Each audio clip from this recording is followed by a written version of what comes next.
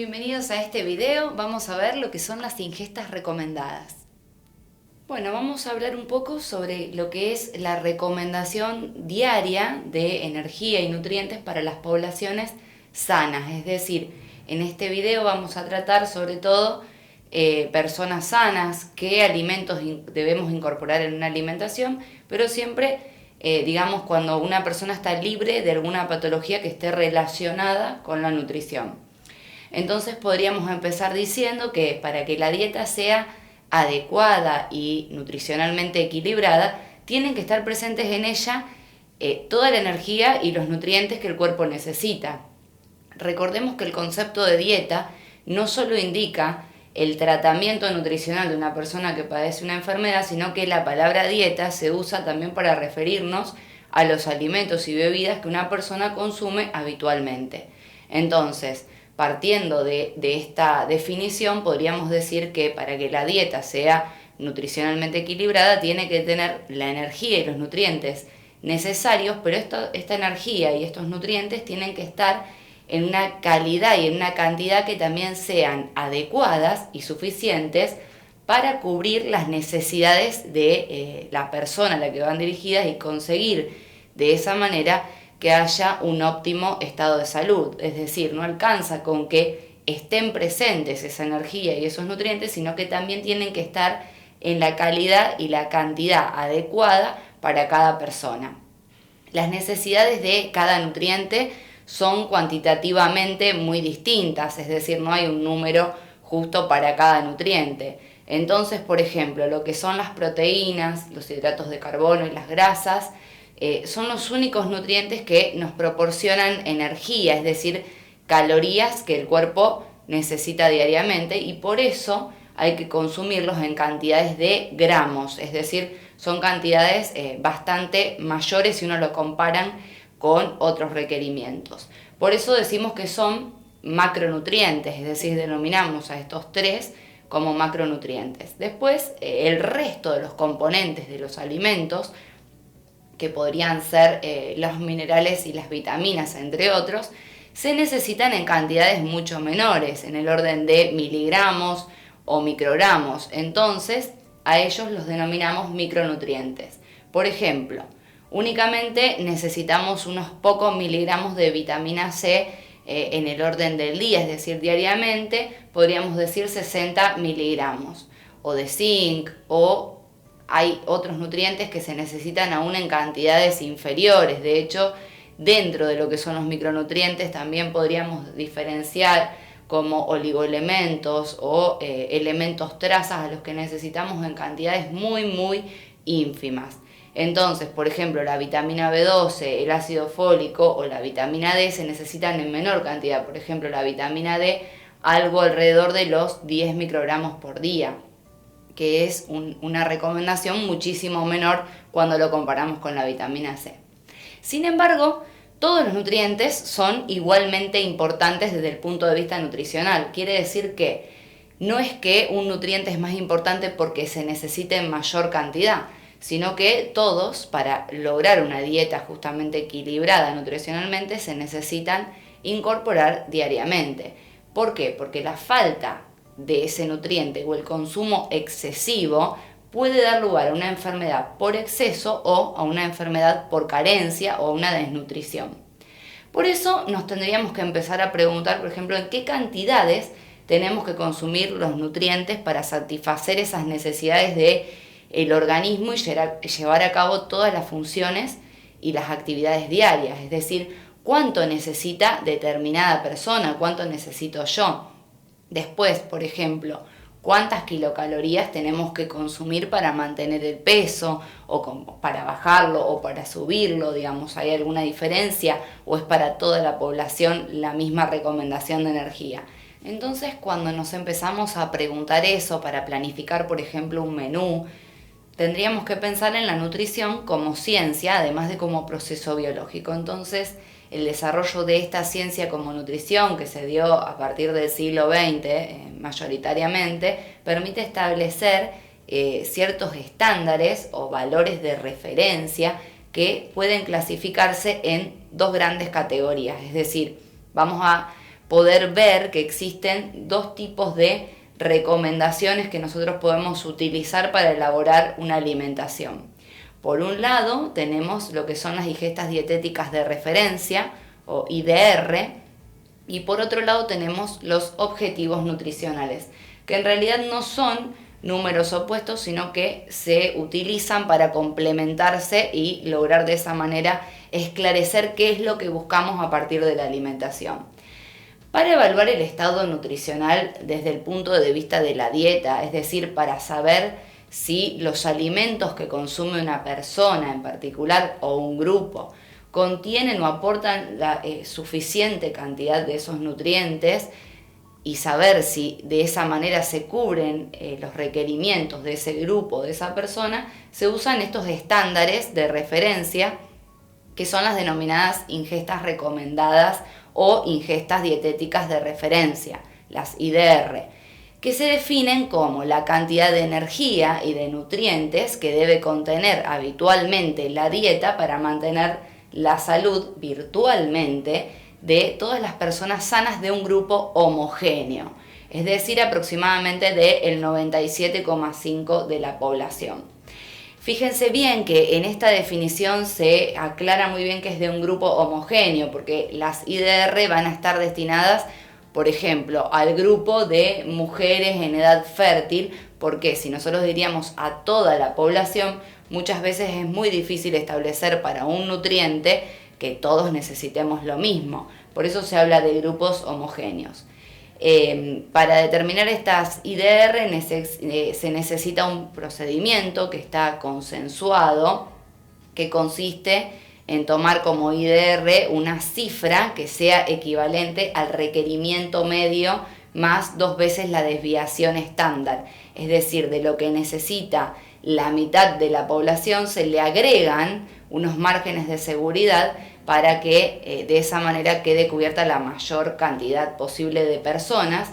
y esto se hace así para todos los nutrientes excepto para la energía, porque en este caso se utiliza el nivel medio, es decir, lo que necesita de energía la mitad de esa población, siempre hablando de lo que es una población homogénea, ya que sobreestimar la ingesta en IDR para la energía supondría recomendar mayor cantidad de energía a la población. Es decir, si yo tomo ese 50% y le agrego los márgenes de seguridad, va a haber una mitad de la población que va a consumir una mayor cantidad de energía, y esto puede generar en el tiempo un exceso en el consumo. Por lo tanto, para la energía se utiliza lo que es la media. En el caso de los nutrientes nos pasa algo un poco distinto, que tiene que ver con que la cifra que va a estar indicada en las IDR incluye tanto lo que es la cantidad suficiente de cada nutriente para que queden cubiertas las necesidades tras descontar, es decir, ahí se tiene en cuenta todas las posibles pérdidas que puedan aparecer desde que el nutriente está en el alimento hasta que ese alimento es consumido, y en el organismo también se tienen en cuenta entonces lo que son las pérdidas debidas a una incompleta digestión o utilización como consecuencia de la variabilidad individual que puede haber entre las personas en lo que es la digestión, la absorción y el metabolismo de ese nutriente. Por ejemplo, pensemos en lo que es el hierro. La cantidad de hierro que necesita una persona, un adulto sano, para mantener las funciones vitales que están relacionadas con la utilización del hierro de manera satisfactoria es de aproximadamente 1 miligramo. Es decir, una persona sana necesitaría 1 miligramo de hierro para poder desarrollar lo que son sus funciones vitales. Sin embargo, si nosotros nos vamos a ver las IDR para el hierro, vamos a notar que la cifra es un poquito más elevada. De hecho, es 8 miligramos en el hombre y 18 miligramos en la mujer en edad fértil. Entonces, ¿qué pasó? Que es mucho más grande esa IDR que lo que en realidad necesitamos de hierro. Esto tiene que ver con que principalmente hay una gran disfunción en lo que es la digestibilidad del hierro, es decir, del hierro que yo consumo solamente se absorbe de un 10 a un 15%, es decir, que el porcentaje que se absorbe es muy bajo y por lo tanto hay que subir la recomendación para que de eso se pueda absorber lo que el cuerpo necesita en el día. El concepto de ingesta recomendada, entonces, considera igualmente lo que es la calidad del nutriente en el alimento consumido o las modificaciones que sufren los nutrientes cuando los alimentos se someten a distintos procesos culinarios o, por ejemplo, industriales o de conservación, donde muchas veces se sabe que en esos procesos se pierden muchas cantidades de nutrientes o que esos nutrientes no se llegan a absorber totalmente como nos pasa con el hierro. Entonces esas cosas se tienen en cuenta cuando se calcula la ingesta recomendada. Por ejemplo, para ingestas de lo que es la vitamina C, que es una vitamina que es muy sensible, creo que es la más sensible, sobre todo en lo que son los procesos culinarios, es decir, se pierde bastante, sobre todo en procesos de cocción.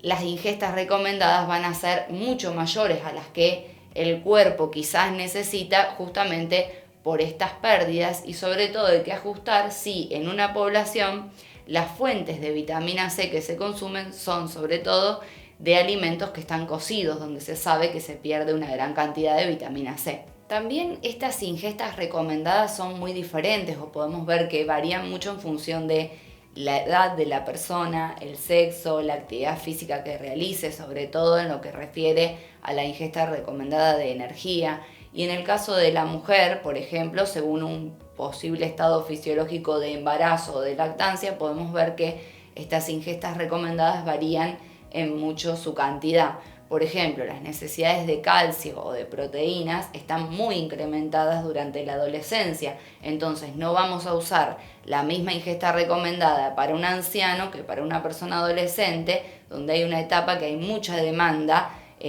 porque es el crecimiento, o lo mismo en una persona embarazada porque hay una gestación. Entonces estaríamos cometiendo un error si utilizamos las mismas ingestas recomendadas para distintos grupos poblacionales. La distinta composición corporal que hay entre hombres y mujeres también muchas veces determina que haya una diferencia cuantitativa en lo que son las ingestas dietéticas, porque las mujeres tienen mayor proporción de masa grasa, que es metabólicamente menos activa, por lo tanto muchas veces vamos a ver que difieren las recomendaciones energéticas por el sexo. Lo mismo nos puede suceder con personas que fuman o beben habitualmente, donde pueden estar incrementadas las ingestas recomendadas para vitaminas antioxidantes como la vitamina C, la vitamina E, la vitamina A y los carotenos. Las ingestas recomendadas en sí, si yo las busco en las tablas, vienen expresadas por persona